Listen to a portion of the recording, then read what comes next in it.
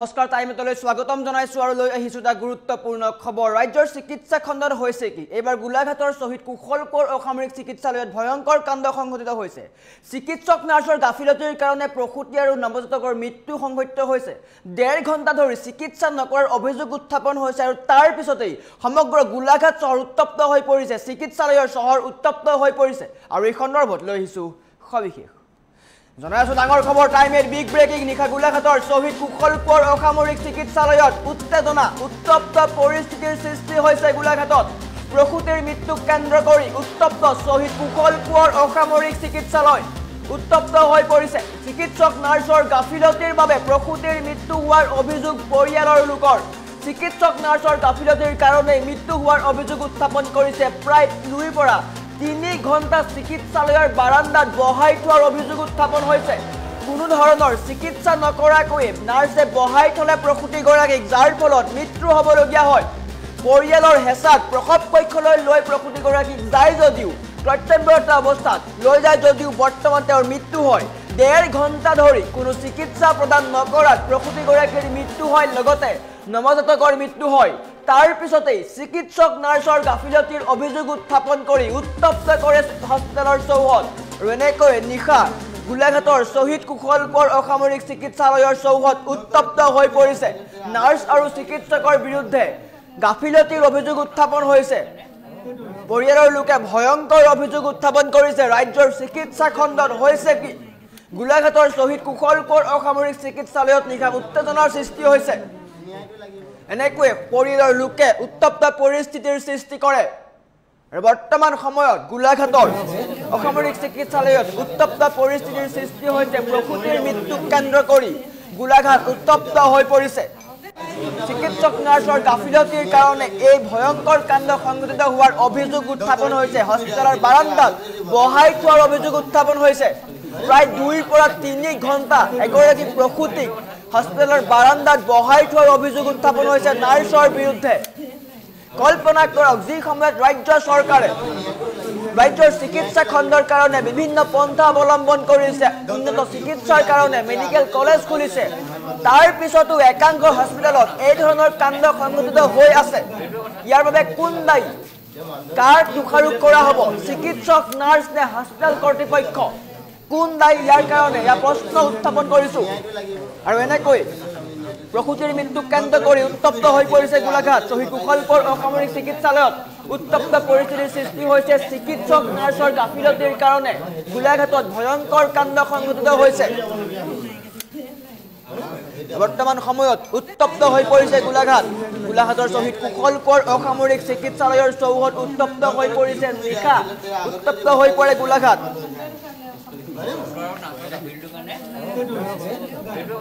এগৰাকী প্ৰসূতিক কেন্দ্ৰ কৰি প্ৰসূতিৰ মৃত্যুক কেন্দ্ৰ কৰি এই ঘটনা সংঘটিত হৈছে চিকিৎসক নাৰ্ছৰ গাফিলতিৰ কাৰণে এই ভয়ংকৰ কাণ্ড সংঘটিত হৈছে এগৰাকী প্ৰসূতিক 2 পৰা 3 ঘণ্টা পৰ্যন্ত হস্পিটেলৰ বাৰান্দাত বহাই থোৱাৰ অভিযোগ উত্থাপন কৰিছে পৰিয়ালৰ লোকে আৰু তেওঁৰ মৃত্যু হয় পৰিয়ালে হেঁচা প্ৰদান কৰে পৰিয়ালে হুলস্থুল কৰে হস্পিটেলৰ কৰ্তৃপক্ষক প্ৰশ্ন কৰাৰ পিছত তেওঁ প্ৰসৱ কক্ষলৈ লৈ যায় যদিও 1.5 ঘণ্টা ধৰি কোনো চিকিৎসা পোৱা নাছিল 1.5 ঘণ্টা ধৰি চিকিৎসা নোপোৱাৰ কাৰণে প্ৰসূতিগৰাকীৰ মৃত্যু হয় লগতে নৱজাতকৰ মৃত্যু হয় আৰু তাৰ পিছতেই উত্তপ্ত হৈ পৰে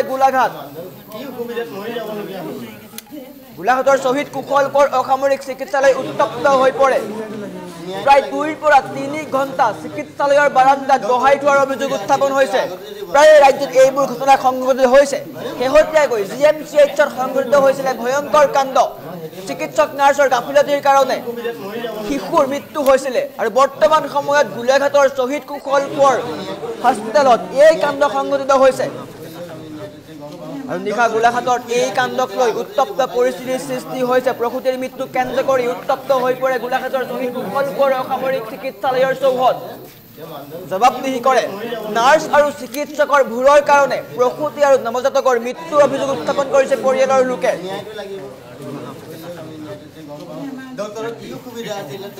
আৰু জৰুৰীকালীন অৱস্থাত গোলাঘাটৰ এই হস্পিটেলখনলৈ লৈ গৈছিলে তেওঁক জৰুৰীকালীন অৱস্থাত তেওঁক লৈ যোৱাৰ পিছতো 2 পৰা 3 ঘণ্টা পৰ্যন্ত বাৰান্দাত বহাই ৰাখিছিল পৰিয়ালৰ লোকে হেঁচা প্ৰদান কৰাৰ পিছত তেওঁক প্ৰসৱ কক্ষলৈ লৈ যায় যদিও 1.5 ঘণ্টা ধৰি তেওঁক চিকিৎসা প্ৰদান নকৰাৰ অভিযোগ উত্থাপন হৈছে, যাৰ ফলত প্ৰসূতিৰ লগতে নৱজাতকৰ মৃত্যু হয়। আৰু তাৰ পিছতেই উত্তপ্ত হৈ পৰে সমগ্ৰ গোলাঘাট চহৰ আৰু গোলাঘাটৰ শ্বহীদ কুশল কোঁৱৰ অসামৰিক চিকিৎসালয়ৰ চৌহদ উত্তপ্ত কৰি তোলে।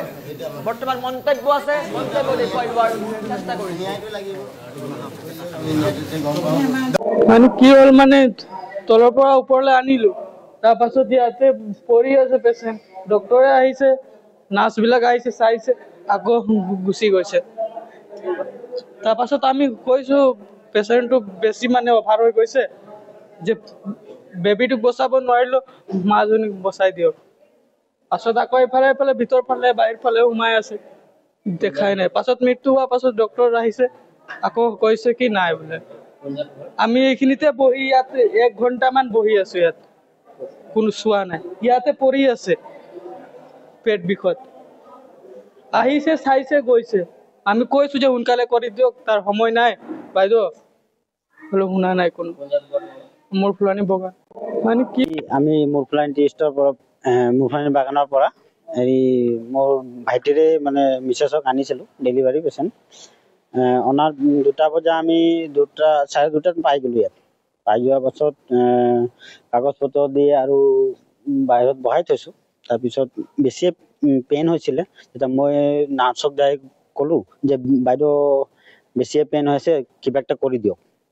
তাৰপিছত সেই বাইদেৱে কি ক'লে যে একো নহয় বোলে, এই তাত বহাই থওক, তেনেকুৱা ক'লে। তাৰপিছত নাই বোলে বাইদেউ এই চাই দিয়ক, কিবা নহ'লে কিবা এটা হৈ যাব। নাই একো নহয়, তেনেকুৱাই বাৰম্বাৰ একেটা কথাই কৈ আছে। তেতিয়া তেনেকুৱা ইয়াত আমাৰ নাৰ্ছবিলাক বহাই বাহিৰত, সিহঁতিয়ে কৈছে। আৰু তাৰপিছত আৰু এবাৰ ক'লোঁ মই। তাৰপিছত কি নাই বোলে, কাগজ পত্ৰ হোৱা নাই। ত মই কৈ দিলোঁ সেইটো কথা, যে কাগজ পত্ৰ কৰা আগত প্ৰথমতে পেচেণ্টক চোৱা, পাছত কাগজ পত্ৰ হৈ থাকিব, মানুহটো থাকিবই ইয়াত, কাগজ পত্ৰ পাছতো হৈ যাব। সেইটো কথা মোৰ ওপৰত খং, যে কাগজ পত্ৰ নোহোৱা আগত কেনেকুৱা ট্ৰিটমেণ্ট কৰিম, সেইটো কথা নহয়। আগত ট্ৰিটমেণ্ট কৰাৰ পাছতহে কাগজ পত্ৰ হ'ব লাগে। ইমাৰ্জেঞ্চি পেচেণ্ট হ'লে সদায় ট্ৰিটমেণ্টটো আগত হ'ব লাগে। কাগজ পত্ৰৰ কাৰণে দেৰি হৈ গ'ল নেকি? কাগজ পত্ৰৰ কাৰণে দেৰি হ'ল। একবাৰ তাত পঠাই, একবাৰ ইয়াত পঠাই, সেইটো জেগাত যাব লাগে। পেচেণ্টটো মিনিমাম আমি 2:30টাৰ পৰা 4:30লৈকে এই দেখিছেনে বাহিৰত লোহাৰ চকীটো তাত বহাই থৈছে। বহুত মানুহে চাইছে, তাত বহাই থৈছে। আমি পাৰ্চনেলি গাড়ীত যেন তেন লৈ আহিলো পেচেণ্টটোক।